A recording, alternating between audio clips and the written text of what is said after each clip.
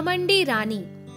काशी के राजा बीरबाहु ने अपनी रानी सुमति के कारण एक ब्राह्मण की कुटिया जलाने पर रानी को उसके स्वयं के बल पर कुटिया को फिर से बनाने का दंड दिया था। इस बात से उनकी न्यायप्रियता साफ साफ सबके सामने आ गई।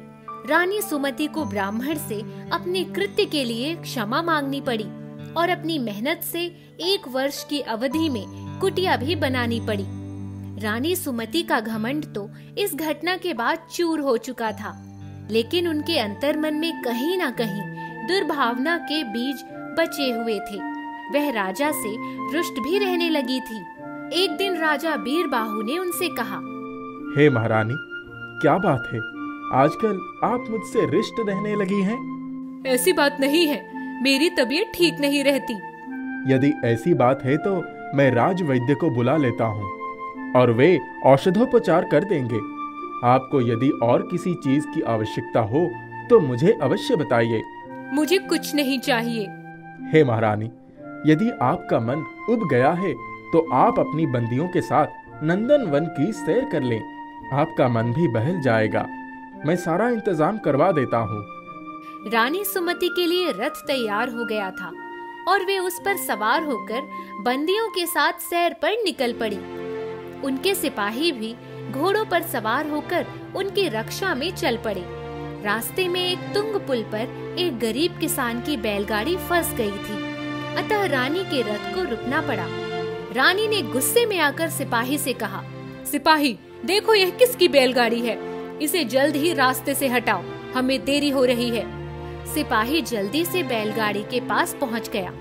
बैलगाड़ी चालक बूढ़ा किसान भी डर से कांप रहा था। सिपाही ने गुस्से से पूछा, ओ किसान, जानते नहीं रानी साहिबा की सवारी आ रही है, जल्दी से रास्ते से बैलगाड़ी को हटाओ वरना तुम्हें कठिन दंड मिलेगा। दीवान जी, मेरे बैलगाड़ी का एक पहिया फंस गया है। मैंने बहुत कोशिश की लेकिन निकाल नहीं पा रहा हूँ, मुझे क्षमा करें। यदि कुछ सिपाहियों ने मेरी मदद की तो मेरी गाड़ी आगे निकल सकती है। बैलगाड़ी चलाने वाला बूढ़ा किसान भी बैलगाड़ी को आगे निकालने के लिए बहुत परेशान हो रहा था और साथ ही साथ डर भी रहा था।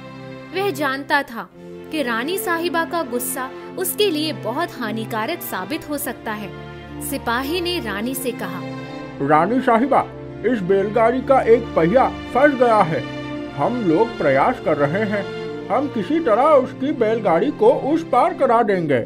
सिपाहियों, बहुत विलंब हो चुका है, इस आदमी को बैलगाड़ी सहित जल्द से जल्द यहाँ से हटा दो।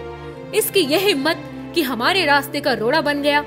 इसके नुकसान से ज्यादा हमारे समय का महत्व है। सिपाहियों ने बैलगाड़ी पर लदे हुए बोरों को आसपास फेंकना शुरू कर दिया।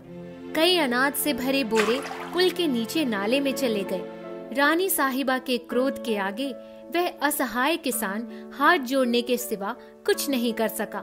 बैलगाड़ी से बोरे हटा देने के बाद बैलगाड़ी हल्की हो गई और सिपाहियों ने उसे धक्का देकर पुल के उस पार तक खड़ा कर दिया। रानी ने फिर से एक बार गुस्से से उस बैलगाड़ी चालक को देखा और अपने रथ पर बैठकर आगे बढ़ गई। बैलगाड़ी चालक ने रानी साहिबा के सामने हाथ जोड़कर कहा, हे रानी साहिबा, दुर्भाग्यवश मेरी बैलगाड़ी इस पुल पर फंस गई और आपको बड़ी असुविधा हुई। इसके लिए मैं बार बार क्षमा मांगता हूँ। आपके सिपाहियों ने मेरे कई बोरे नाले में लुढ़क दिए। उन बोरों में अनाज था। मेरी आधी कमाई पानी में बह गई।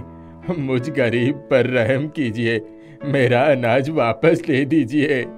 रानी ने घमंड से भरी बेरुखी से देखा और कहा, कल राज दरबार में आ जाना, तुम्हारे फायदे नुकसान का हिसाब किया जाएगा। अब एक शब्द आगे मत कहना। बूढ़ा किसान अपनी बेबसी पर आंसू बहाते रह गया और रानी साहिबा का काफिला आगे बढ़ गया। दूसरे दिन बूढ़ा किसान राजमहल पहुंचा और उसने सबसे पहले अपनी फरियाद रानी साहिबा के सामने भिजवाई। रानी साहिबा ने अपने एक अनुचर के द्वारा कहलवा दिया कि बूढ़े किसान को रानी साहिबा का रास्ता रोकने की गुस्ताखी के लिए बहुत बड़ा दंड मिलेगा।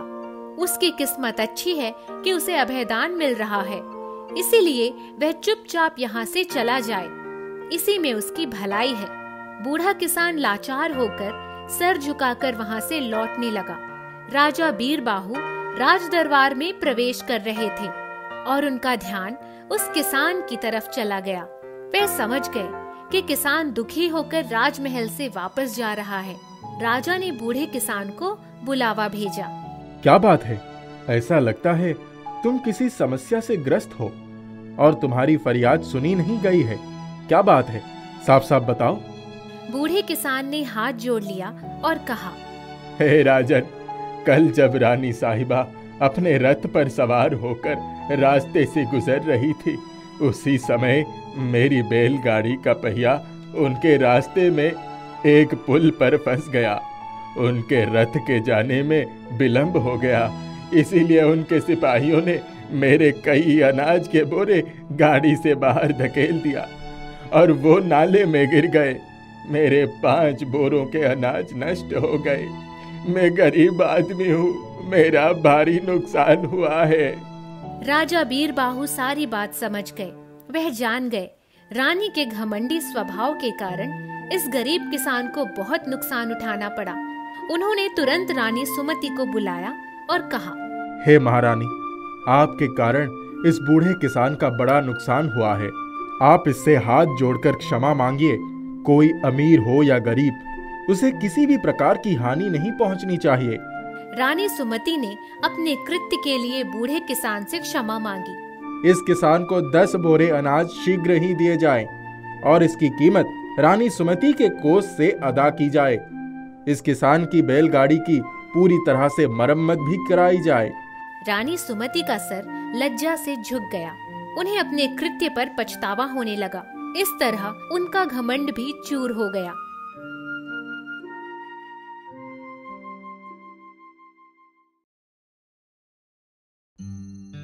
पुराने जमाने की बात है। काशी में वीरबाहु नामक एक राजा राज्य करता था। वह अपनी प्रजा को बहुत प्यार करता था। उसके न्याय की चारों तरफ धूम थी। वीरबाहु की रानी का नाम सुमति था। वह बहुत सुंदर थी। अपने माता पिता की इकलौती पुत्री होने के कारण अधिक लाड़ प्यार ने उसे घमंडी बना दिया था। सर्दी के दिन थे। एक दिन रानी अपनी सखियों के साथ गंगा स्नान करने गई। कड़ाके की सर्दी पड़ रही थी। स्नान करके लौटते समय रानी के हाथ पैर ठिठुरने लगे। उसने इधर उधर देखा तो एक छोटी सी झोपड़ी दिखाई दी। रानी ने अपनी सखियों से कहा, आओ इस झोपड़ी को जलाकर तापें। एक सहेली ने कहा, महारानी, यह किसी गरीब की झोपड़ी है, इसे जलाना ठीक नहीं। रानी ने कहा, 4 तिनकों की झोपड़ी है, जल जाएगी तो क्या, नई बनवा देंगे। देखते ही देखते झोपड़ी में आग लगा दी गई। हाथ पांव ताप कर रानी अपनी सखियों के साथ राजमहल में लौट आई। वह झोपड़ी एक गरीब ब्राह्मण की थी। जब उस गरीब को पता चला कि रानी ने तापने के लिए उसकी झोपड़ी जला डाली है, तो वह बहुत दुखी हुआ और फरियाद लेकर राजा वीरबाहु के पास पहुंचा।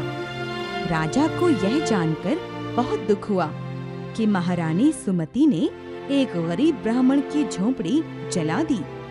राजा ने महारानी को बुलाया और कहा, तुमने यह क्या किया? एक गरीब की झोपड़ी जला डाली? क्या तुम्हें यह शोभा देता है? रानी सुमति ने तुनक कर जवाब दिया, 4 तिनकों की झोपड़ी के लिए इतना तूफान? जला दी तो क्या हुआ, नई बनवा दूंगी। राजा ने शांत स्वर में कहा, रानी, यह मत भूलो कि तुम राजा वीरबाहु की पत्नी हो। तुमने गरीब का घर जलाकर उसे अनाथ बना दिया है। तुम्हें इस गलती का दंड भोगना ही पड़ेगा, तभी उस गरीब के साथ न्याय होगा। तुम्हें उसकी झोपड़ी फिर से बनानी होगी, और वह भी अपनी मेहनत से।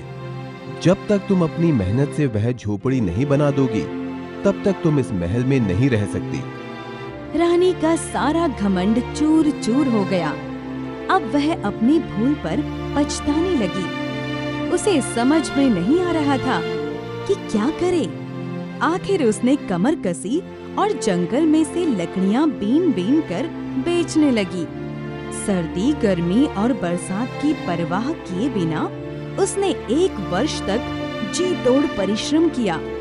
जो पैसे मिलते उनमें से आधे पैसे बचाती और आधे में अपना खर्चा चलाती। बचे पैसों से उसने झोंपड़ी तैयार करवा दी। अब उसे समझ में आया कि गरीबी क्या होती है और 4 तिनकों की झोंपड़ी बनाना गरीब के लिए कितना कठिन होता है। उसने गरीब ब्राह्मण से क्षमा मांगी। अब रानी का मन सरल हो गया था।